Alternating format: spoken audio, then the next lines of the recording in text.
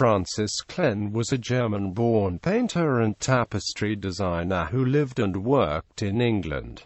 Life and career. Francis Cleyn was born in Rostock in Germany, and while a youth displayed such abilities that he was retained in the service of Christian IV of Denmark. During this time he painted, in 1611, a half-length portrait of Christian, now in the Gallery of Copenhagen, and executed decorative works in the castle of Rosenborg and other places. Here, too, he met Sir Robert Anstruther, then Ambassador Extraordinary from England to the court of Denmark. He was sent to Italy to study, and remained the 4 years, studying at Rome and Venice. At Venice he was introduced to Sir Henry Wotton, then English ambassador to the Republic. After returning to Denmark, he proceeded to England with letters of introduction from Anstruther and Wotton to Charles, Prince of Wales. He found Charles away on his expedition with Buckingham to Spain, but was warmly received by James I,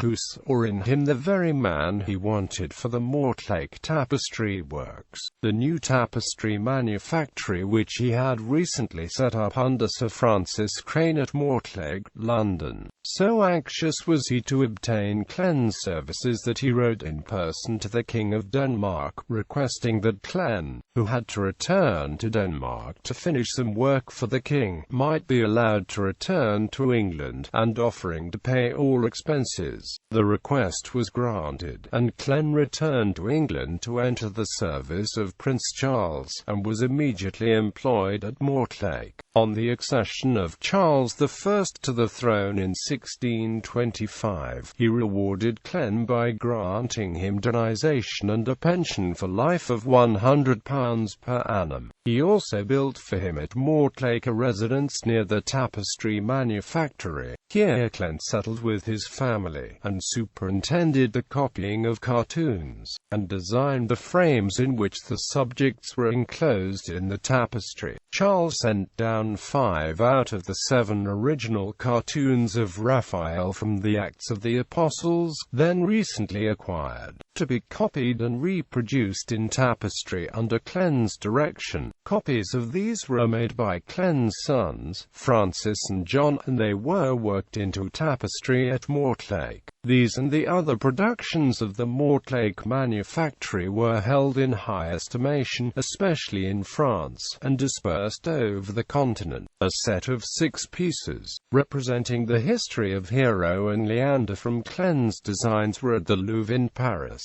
and there are some fine pieces of grotesque at Petworth House.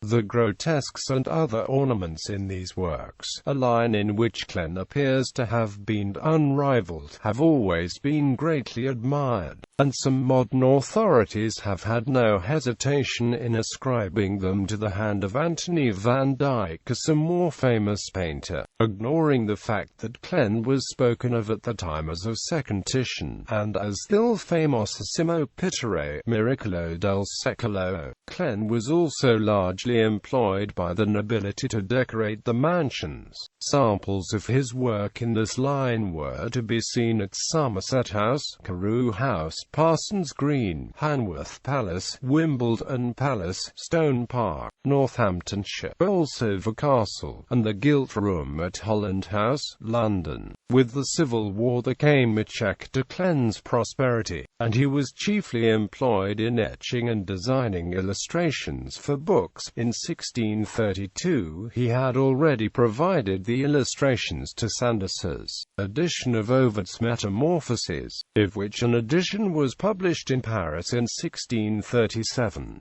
He designed the illustrations, ornamental headpieces, and so on, to the editions of the classics published by John Ogleby, namely Aesop's Fables, Virgil, and Homer. His designs were engraved by Pierre Lombard, William Faithorn, and Wenceslaus Holler, and were so much admired that the King of France had those for Virgil copied in a special edition of his own.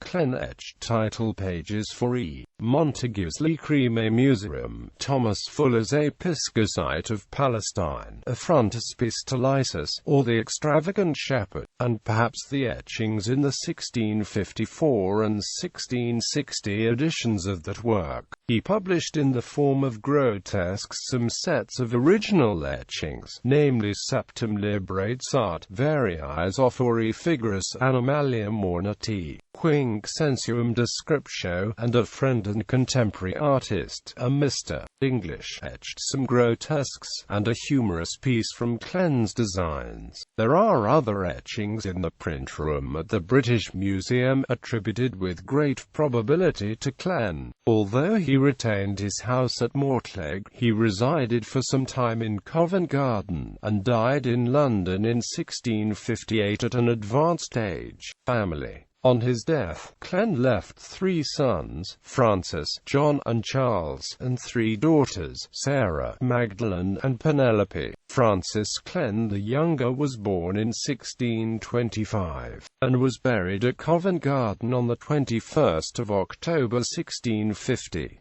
With his brother John he followed his father's profession, and they both attained repute as draftsmen and miniature painters.